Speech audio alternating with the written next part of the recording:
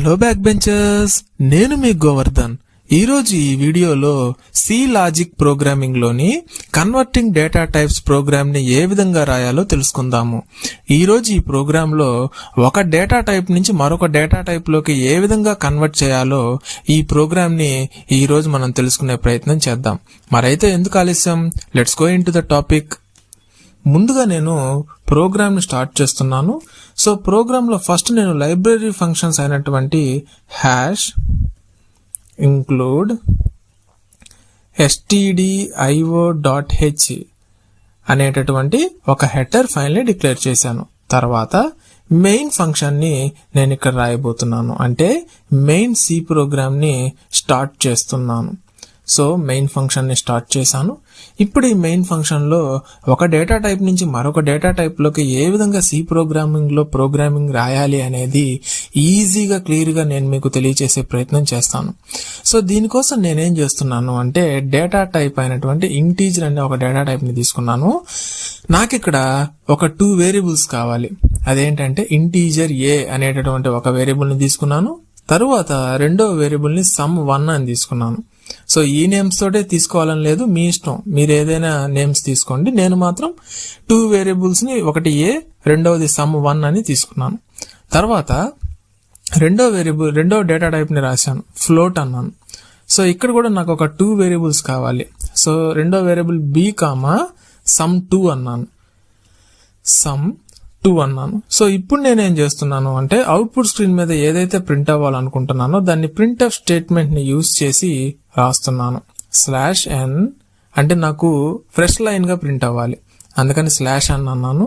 Enter an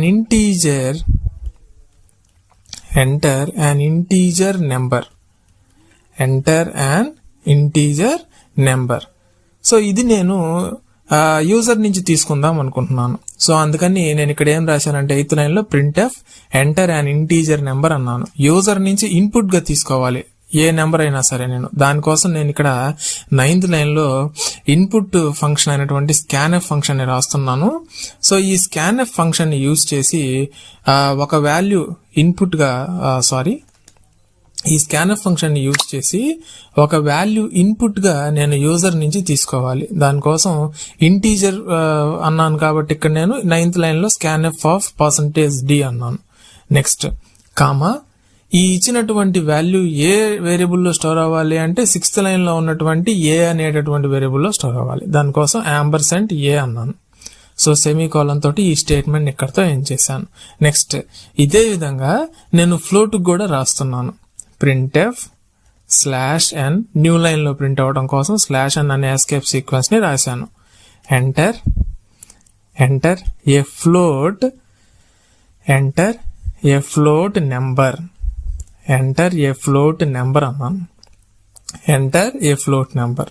so ఈ statement ఇక్కడతో end చేశాను. సో ఫ్లోట్ నెంబర్ కూడా నేనేం చేయాలనుకుంటున్నాను అంటే యూజర్ నుంచే ఇన్పుట్ గా తీసుకోవాలనుకుంటున్నాను. దానికోసం scanf రాశాను. నెక్స్ట్ ఇక్కడ తీసుకోవాల్సినటువంటి ఇన్పుట్ వాల్యూ ఏంటి, ఫ్లోట్ వాల్యూ. అందుకని ఇక్కడ నేను ఏం రాస్తున్నాను అంటే %f అని రాస్తున్నాను, అంటే ఫ్లోట్ వాల్యూని ఇన్పుట్ గా యూజర్ నుంచి తీసుకో అని అర్థం. సో నెక్స్ట్ కామా ఇచ్చేసాను. ఈ ఇచ్చినటువంటి వాల్యూ ఎక్కడ స్టోర్ అవ్వాలి అంటే 7th లైన్ లో ఉన్నటువంటి b అనేటటువంటి వేరియబుల్ లో స్టోర్ అవ్వాలి. దానికోసం $b అన్నాను. దీన్ని సెమీకోలన్ తోటి ఈ స్టేట్మెంట్ ఇక్కడతో ఏం చేశాను. ఇప్పుడు నేనేం చేస్తున్నాను చూడండి.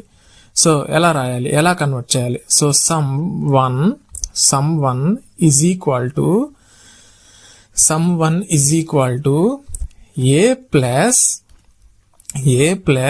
b అన్నాను. యాక్చువల్ గా ఏ వాల్యూ, ఫర్ ఎగ్జాంపుల్ యూజర్ అనేవాడు ఏ వాల్యూని ఇన్పుట్ గా ఇచ్చినప్పుడు ఏ వాల్యూ అనేది ఇంటీజర్ గా తీసుకుంటుంది.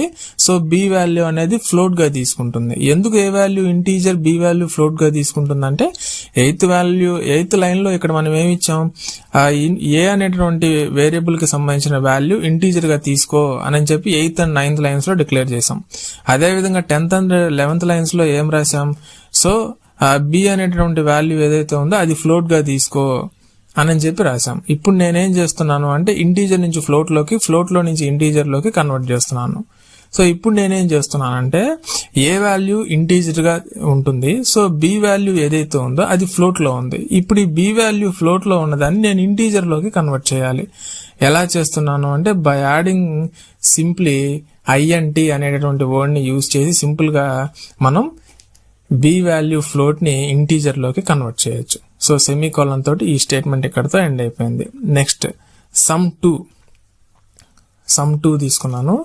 ఇప్పుడు ఏం చేస్తున్నాను అంటే ఏ ప్లస్ బి సెమీకోలన్ అన్నాను. ఇప్పుడు నేనేం చేస్తున్నాను అంటే ఏ వాల్యూ ఇంటీజర్ ఉంది, బి వాల్యూ ఫ్లోట్ ఉంది. ఇప్పుడు నేను ఇంటీజర్ ని ఫ్లోట్ లోకి కన్వర్ట్ చేయాలి. సో ఏ వాల్యూ ఇంటీజర్ కాబట్టి సో దీన్ని ఎందులోకి కన్వర్ట్ చేయాలి అంటే ఫ్లోట్ లోకి కన్వర్ట్ చేయాలి. సో ఫ్లోట్ వాల్యూలోకి నేను దీన్ని కన్వర్ట్ చేశాను. ఇప్పుడు నాకు అవుట్పుట్ స్క్రీన్ మీద ఏమని ప్రింట్ అవ్వాలనుకుంటున్నానో దాన్ని printf స్టేట్మెంట్ ని యూజ్ చేసి రాస్తాను. సో ఎలా రాస్తున్నానో ఒకసారి గమనించండి. /n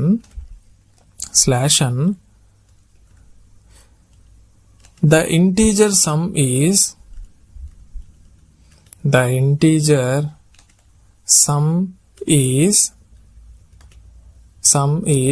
percentage d comma sum1. So semicolon ఇక్కడతో ఎండ్ చేశాను. నెక్స్ట్ లైన్ ఏ విధంగా రాస్తున్నాను చూడండి. printf double quotations /n the float sum is percentage f comma sum2. So braces end చేశాను, సెమీకోలన్ ని తోటి ఈ స్టేట్మెంట్ ని ఎండ్ చేశాను. నెక్స్ట్ ఒక వాల్యూ నాకు అవుట్పుట్ స్క్రీన్ మీద సక్సెస్ఫుల్ గా రిటర్న్ అవ్వాలి కాబట్టి రిటర్న్ 0 అనేటువంటి స్టేట్మెంట్ ని ఇచ్చేసాను. ఇప్పుడు ఈ ప్రోగ్రామ్ అనేది ఇంటీజర్ నుంచి ఫ్లోట్ లో నుంచి ఇంటీజర్ లోకి కన్వర్ట్ అవుతుంది. అది ఎలాగో ఒకసారి ఈ ప్రోగ్రామ్ ని కంపైల్ చేసి రన్ చేసి చూద్దాం. సో ఈ ప్రోగ్రామ్ ని నేను కంపైల్ చేసి రన్ చేస్తున్నాను. సో ప్రోగ్రామ్ అనేది కంపైలేషన్ కంప్లీట్ అయి రన్ అవుతుంది. అవుట్పుట్ స్క్రీన్ మీద నాకేమైనా ప్రింట్ అయింది, ఎంటర్ అండ్ ఇంటీజర్ నెంబర్ అన్నారు. సో ఈ ఎంటర్ అండ్ ఇంటీజర్ నెంబర్ ఎక్కడుంది, 8th లైన్ లో ఉంది. సో ఇప్పుడు 8th లైన్ కంప్లీట్ అయింది, ప్రింట్ అయింది, ఎంటర్ అండ్ ఇంటీజర్ నెంబర్ అనేది ప్రింట్ అయింది. ఇప్పుడు 9th లైన్ లో నేను ఇన్పుట్ గా యూజర్ నుంచి ఆ వాల్యూ తీసుకోవాలి. సో దానికోసం ఇంటీజర్ నెంబర్ 20 అని తీసుకున్నాను ఫర్ ఎగ్జాంపుల్. ఇప్పుడు నేను ఎంటర్ క్లిక్ చేసినప్పుడు కంపైలర్ అనేది 10th లైన్ లోకి వెళ్ళిపోయింది. ఇప్పుడు ఏమైనా ప్రింట్ అయింది, enter a float number, 10th line లో ఉన్న డేటా ప్రింట్ అయింది. ఇప్పుడు 11th లైన్ కి వస్తుంది. సో 11th లైన్ లో ఇన్పుట్ గా యూజర్ నుంచి ఆ వాల్యూ తీసుకోవాలి కాబట్టి సో కర్సర్ బ్లింక్ అవుతూ వెయిట్ చేస్తుంది యూజర్ ఇన్పుట్ ఇవ్వమని. సో నేను ఇప్పుడు యూజర్ ని కాబట్టి సో నేను ఒక ఇన్పుట్ వాల్యూని ఫ్లోట్ వాల్యూని ఇక్కడ ఇచ్చేసాను. ఇప్పుడు నేను ఎంటర్ మీద క్లిక్ చేసినప్పుడు ఏమవుతుందంటే 12th లైన్ లో మనకి sum1 is equal to a plus of integer b అని ఉంది. సో ఇప్పుడు ఏమైంది, సో ఆ పర్టికులర్ క్యాలిక్యులేషన్ పార్ట్ ఏదైతే ఉందో దాన్ని కంప్లీట్ చేసి 14th లైన్ కు వచ్చేస్తుంది. అంటే 12th and 13th లైన్ లో ఉన్నటువంటి క్యాలిక్యులేషన్ పార్ట్ కంప్లీట్ చేసి కన్వర్ట్ అయ్యి 14th లైన్ లో ఉన్నటువంటి లైన్ ప్రింట్ అయ్యి నాకు అవుట్పుట్ స్క్రీన్ మీద నెంబర్స్ ప్రింట్ అయినాయి. సో ఎలా ప్రింట్ అవుతుంది, సో ఎలా వచ్చింది ఈ వాల్యూ అనేది ఒకసారి చూద్దాం. సో ఇక్కడ చూడండి, ఈ అవుట్పుట్ లో ఎంటర్ అన్ ఇంటీజర్ నెంబర్ 20 అన్నారు. సో ఎంటర్ అన్ ఇంటీజర్ నెంబర్ అంటే 20 అని తీసుకున్నాను. సో ఇప్పుడు ఈ 20 అనే వాల్యూ ఏ వేరియబుల్ కి సంబంధించింది అంటే ఏ అనే వేరియబుల్ కి సంబంధించింది. అదే విధంగా నెక్స్ట్ లైన్ లో 20.5 అన్నాను. 20.5 అనేది ఫ్లోట్ వాల్యూకి సంబంధించింది, అంటే బి వేరియబుల్ కి సంబంధించింది. సో ఇప్పుడు నెంబర్ 12 లో sum1 is equal to a plus integer of b అన్నాను.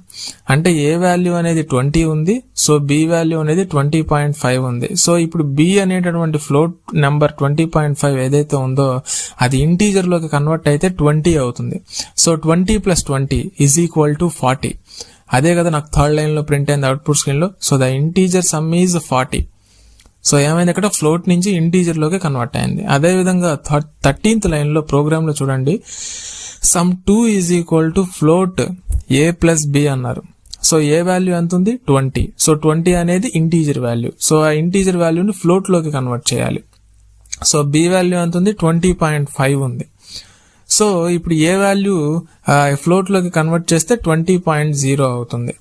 నెక్స్ట్ బి వాల్యూ 20.5 ఉంది. సో రెండింటిని యాడ్ చేస్తే 40.5 అయింది. సో అదేనా నాకు ఫోర్త్ లైన్ లో అవుట్పుట్ స్క్రీన్ మీద ప్రింట్ అయింది.